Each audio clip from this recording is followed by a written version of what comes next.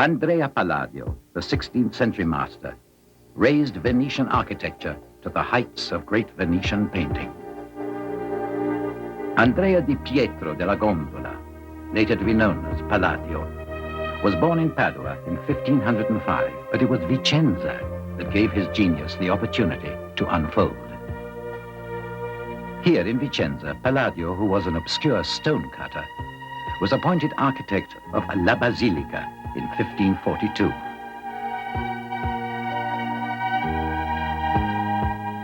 La Basilica was the old town hall built in the previous century, and in 1496 it had partly collapsed. Palladio's job was to enclose the remaining 15th century core within a new structure.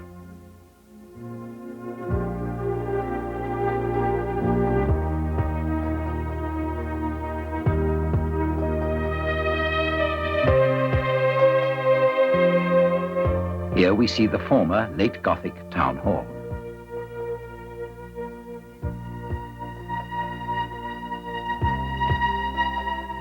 Palladio's new shell transformed the building into an authentic Roman basilica, providing Vicenza with a new urban aspect that was both classic and, so to speak, modern.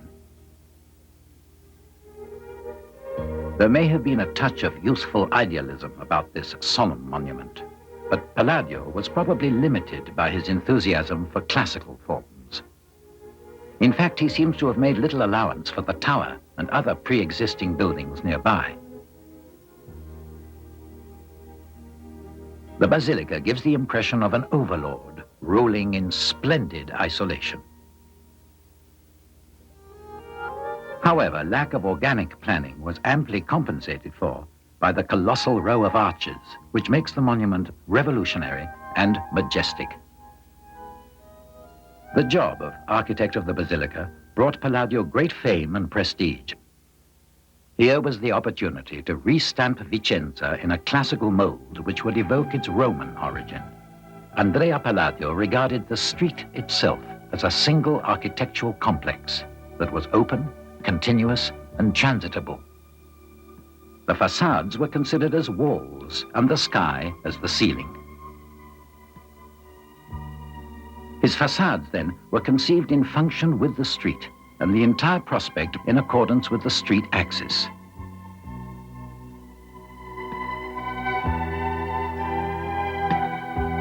Consequently, the frontal view appears as foreshortened. A good example of this is Palazzo Tieni Longari. In the large central courtyard of Palazzo Tieni Longari, the facade shows an anti-classical approach, which from now on was to characterize most of Palladio's work. The building was left unfinished, to be completed by Scamozzi only at the beginning of the 17th century. There can be no doubt that Scamozzi modified Palladio's plan. In his abrupt handling of the corners, for example, and in the fact that the lateral perspective bears no relation to the facade.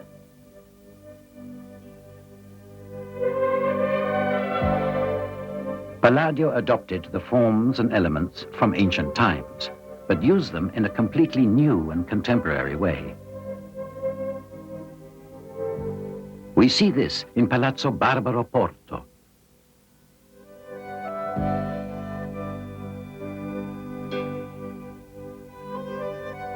The visual impression of each facade is always clear, precise, and complete. Every Palladian prospect was a physiognomy of its own and a very particular makeup of its elements, such as columns, pilasters, capitals, tympanums, and cornices. These are the conventional orders drawn from classical architecture. But Palladio uses them like words or ideograms in structures which are as remote from classical composition as they are from Florentine Renaissance architecture.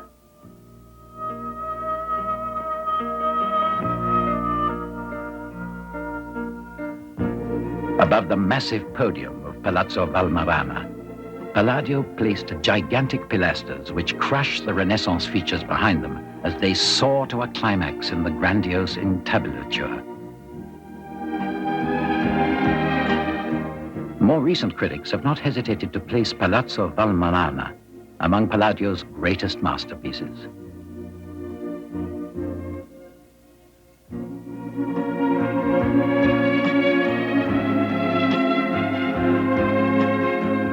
We find the same originality in Palazzo Chiericati.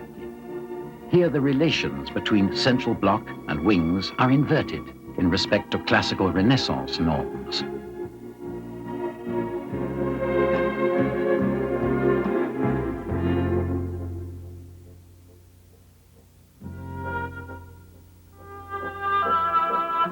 The palazzo's structural connections seem to be contradicted by the overhang of the huge internal salone that juts boldly into the square.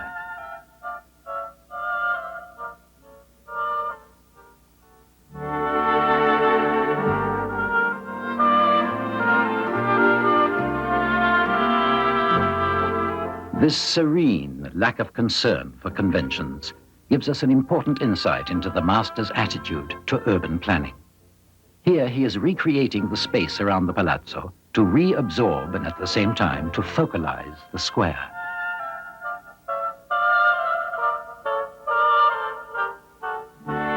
The families who asked Palladio to construct their town palaces were eager for him to build them country villas as well.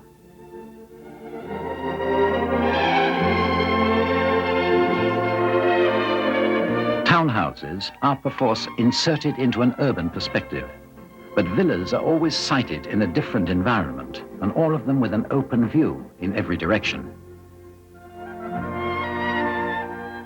In the street, the palazzo is limited to a frontal plane, which is the facade.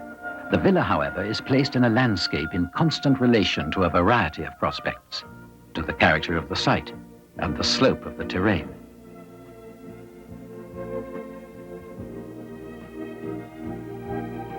We see the Villa Capra, known as the Rotonda. It has been defined a magnificent theorem of order and proportion.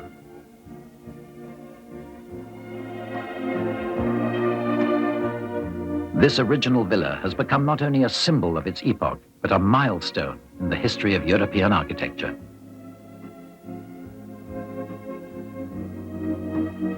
Here there can be no doubt that Palladio's plan was influenced by the classical structure of his time, and there is the obvious suggestion of the Pantheon in Rome, known as the Rotonda. Multiplying the portico by 4 is in a certain way a virtuosistic flourish, an architectural joke to achieve a purely aesthetic effect.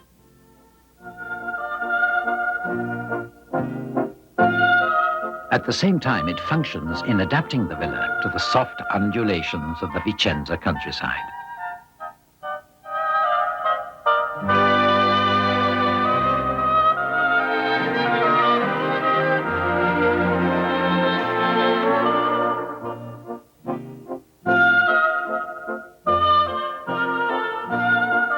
The view embraces 4 different horizons and is constantly filtered by architectural and sculptural elements like columns, statues, and flights of steps. As in all Palladio's villas, the Rotonda has an extremely simple plan. 4 short corridors lead directly to the grand central salone, with its dome and elaborate decorations.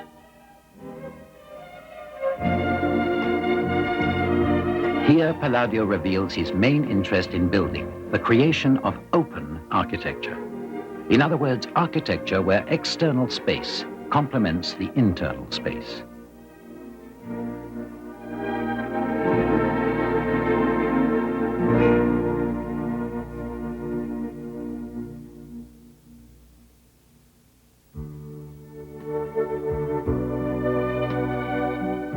In his long, persistent pursuit of this concept, Palladio was able to give it more expansive and lyrical expression in the Villa Foscari, known as La Malcontenta, at Mira, just outside Venice. Situated on the bend of the river Brenta, the placement of the Villa Foscari is little short of revolutionary. Every prospect of the villa is greatly diversified. First, it turns a solemn facade upon the river. Then each of the lateral views expresses a courteous reserve,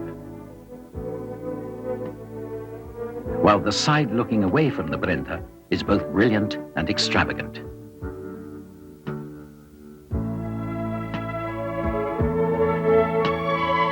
Zevi writes, La Malcontenta represents a stupendous synthesis of the master's many linguistic approaches. The variations in both dimension and form in its profusion of windows relate to the size of the rooms.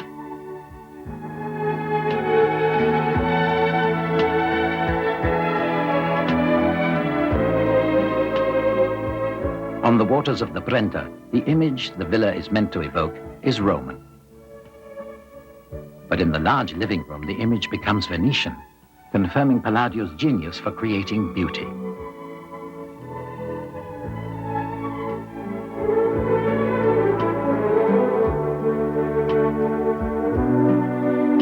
The totally original cruciform plan of the living room creates an environment that embraces the entire spatial articulation of the interior.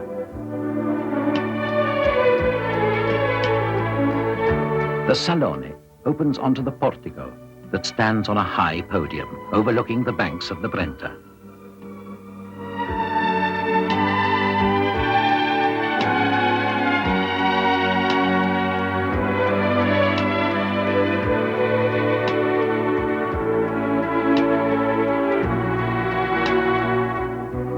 The Villa Cerego at Pedamonte in Valpolicella was given a completely different character. This ambitious project was stopped short at its central block. However, the powerful fragment remaining is sufficiently effective to give us an idea of Palladio's conception of the villa. It was intended to reflect the desire for luxury and the power of its owner.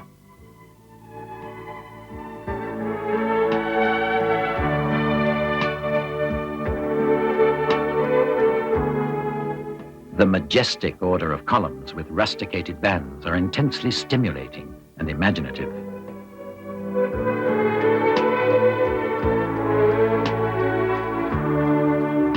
Palladio set out to create a harmonious relation and perfect equilibrium between architectural form and environment.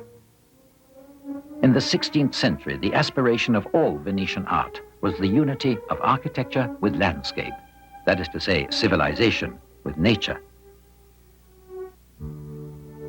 This ideal reached its maximum expression in Andrea Palladio's Villa Barbaro at Maser, near Treviso. The villa corresponds fully to every practical requirement. It is admirably situated. The architecture spreads across the green slopes, blending serenely into the landscape.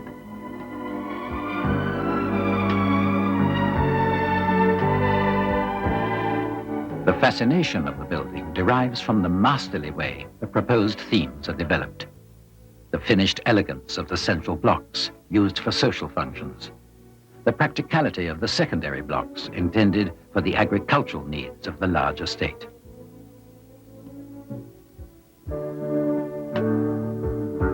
No more castles, only villas, was the motto of the glorious Republic of the Serenissima.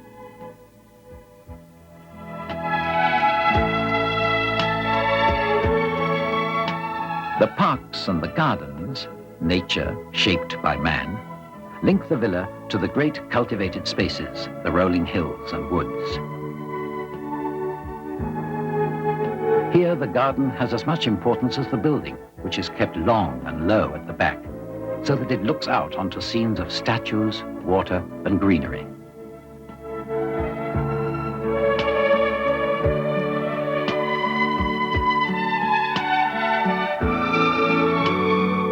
Viewed from the front, the facade breaks loose from the volume of the building, splits the horizontal pediment of the tympanum to retreat into dense stucco convolutions.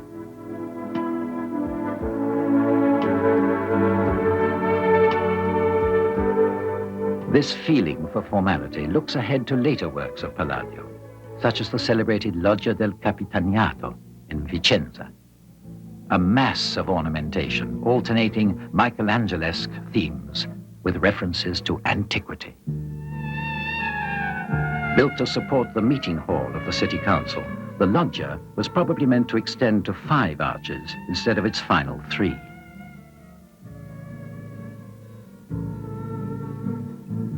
It's worth considering for a moment this extraordinary creation of the elderly Palladio, to see how it confronts his Basilica, built 25 years before in the same square.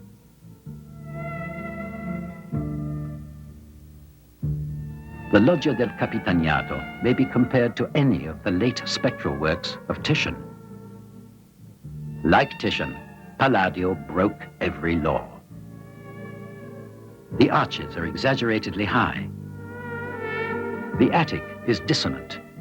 The placement of the giant order of columns and the riot of ornamentation are in total discord.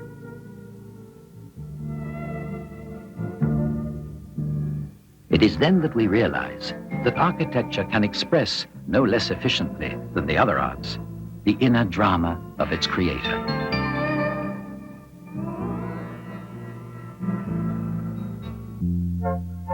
Palladio's bases of activity were Vicenza and Venice. What characterizes Palladio's works, especially here in Venice, is the way the urban landscape is absorbed into the architectural expression of the work.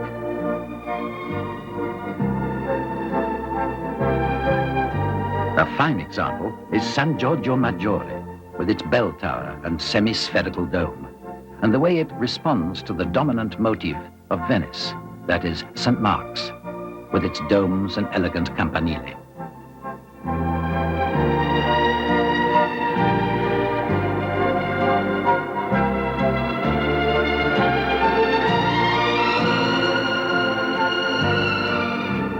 From the Piazzetta, there is something of a stage set about San Giorgio, across the San Marco basin, amid the blue transparencies of lagoon and sky.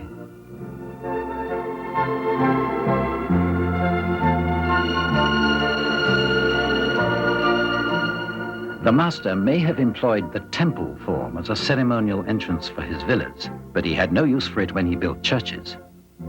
Palladio never regarded classical antiquity as a model to be followed, but more as an inspiring fund of ideas for his secular buildings. It was the same for the church interior. This wasn't regarded as a space for priests only, as in the ancient temples, but as a hallowed place for ritual, conducted in the presence of the people. The church, therefore, could not resort to the model of the classical temple, but neither does the Palladian church have any use for the traditional schemes of religious architecture of the time.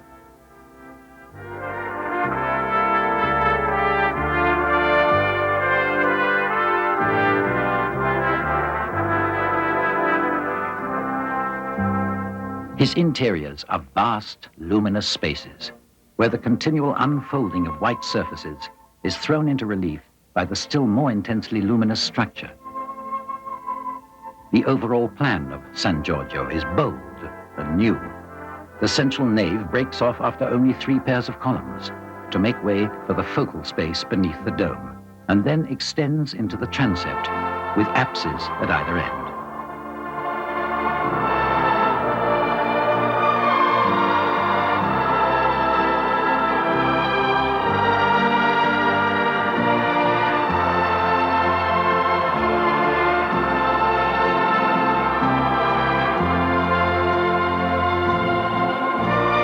The masterpiece of Palladio's religious architecture, however, is the Church of the Redeemer, the Redentore. The hesitations that may have occurred in the Church of San Giorgio are here overcome and resolved.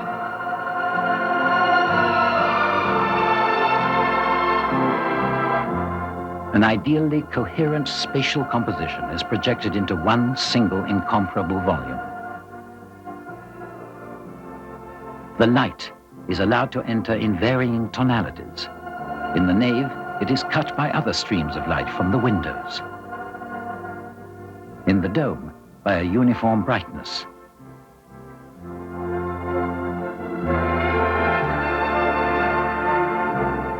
Beyond the colonnade of the presbytery, the light seems to extend to infinity.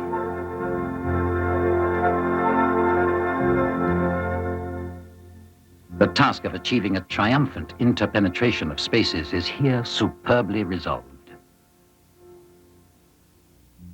Palladio's language for the Redentore is confirmed in the facade, the only element which recalls the interior.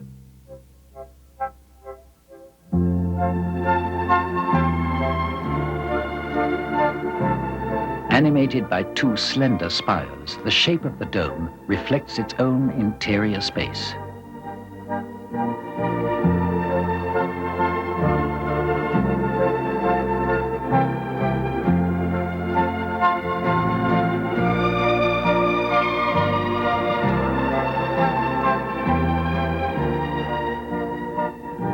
The development of Palladio's art shows that the master regarded architecture in relation to its urban context, or its placement in landscape. As we can see in the Tempietto at the Villa Barbaro.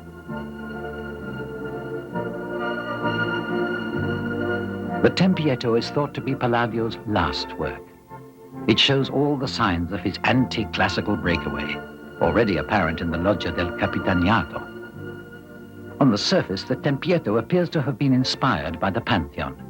Actually, it desecrates it by the enormous dimensions of the portico in relation to the dome, as well as by the bell towers, which have little or no relation either to the colonnade below or to the dome.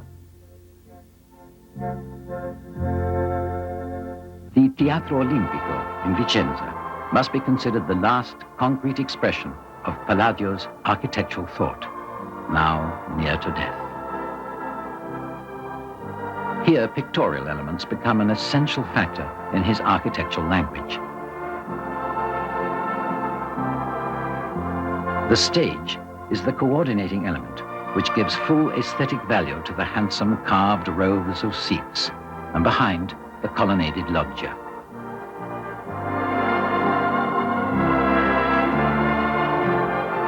The master's last magnificent attempt to evolve a new concept of architectural design makes the Teatro Olimpico a masterpiece, which is unique in its field.